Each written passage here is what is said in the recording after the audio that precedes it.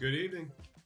Today, the USCIS, the United States Customs and Immigration Services, released a new policy memo, and I wanted to go over it with you because you probably are trying to get your H-1B resource, and you may be doing a little bit of tomfoolery, bamboozlement. No, okay, maybe it's not bamboozlement, but fast one shenanigans. There might have been that going on.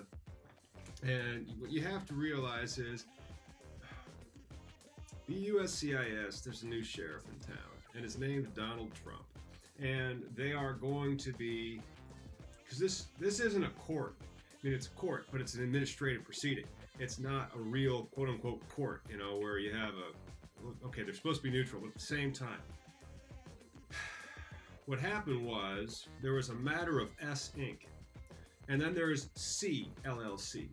And then there is a CFR. What's a CFR? And that's why we're not in a real court. You see, we have an administrative judge, and the administration is why the citation is with the CFR. Hi. My name's Tom. Thank you for joining us at WorkVisas.Solutions. You know what you should do? You might want to hit subscribe if you're digging on this content thus far, because you are an H-1B machine to a certain extent. And by that I mean you are in the IT industry, and by you I mean your business that you made, because you, my friend, are America's secret sauce. You're the immigrant entrepreneur. Welcome. Let's talk about 8 CFR Section 214.2 paren H paren 2 paren little I in Roman numerals paren big G. Now you see, related entities. You have the cap H-1Bs, so you have to play the lottery. It's lotto time almost. It's April the 1st, come Sunday. So you have a job, and you have a perfect resource for that job. Now, you also have this other company, let's say one, as is in the case, one is called S Inc., and the other one is called C LLC. You have substantially the same job that you apply for the same beneficiary, the same H-1B resource. Is that okay? No. Why? Because related entities, such as parent company, subsidiary, or affiliates. That is what's in the CFR, or the regs, the federal regs. And what happens if you find an application for a beneficiary that is for a related entity? They must both be thrown out. The bar requires denial or revocation of all petitions filed on that alien's behalf of the related entities.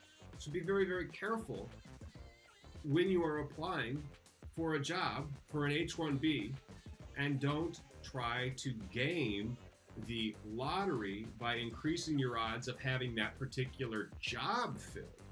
Now, this is not what WorkVisas.Solutions software does. Now, if you want a demo on that, it's pretty sweet, and I just got my first one yesterday. Now it's all about getting around these beautiful things that the USCIS, tells us on a regular basis. So the cool thing is that you get to code toward the regs, and that the regs are always coming out. But at the same time, it's all designed to make America's secret sauce be more omnipresent, more able to get a job, more able to go from an H-1B, which some might describe as slaves because of the green card trap, depending on where they're from, to having it, making sure that they can start their business, they can have their family, they can be successful, they can have the American dream. That's the whole point. However, if that's your goal, be very, very careful, because the USCIS is not going to allow any tomfoolery, especially now. If anything, they're going to request more evidence. For example, what is a legitimate business need? The employer, C LLC, and S Inc., do not have a legitimate business need for both companies having the same employee.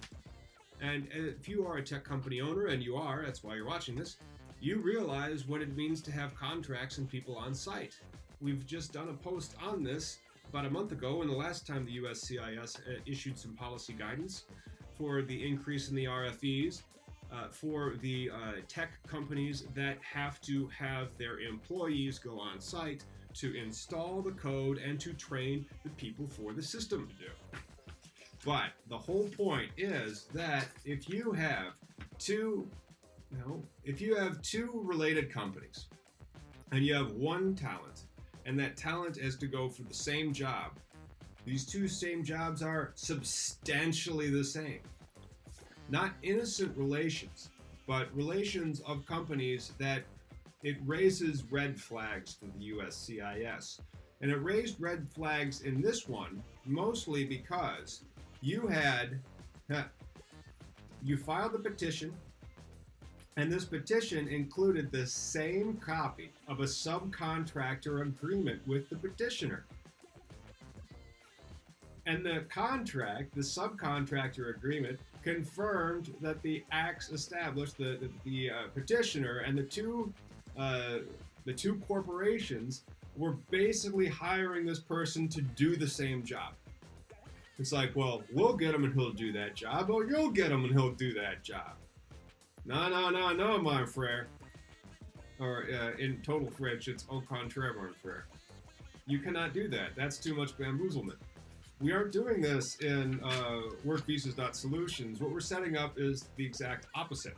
You see, you have one company that needs that particular H-1B resource, and then you have another company that needs the same type of H-1B resource for their pre-existing workflow contractual agreements.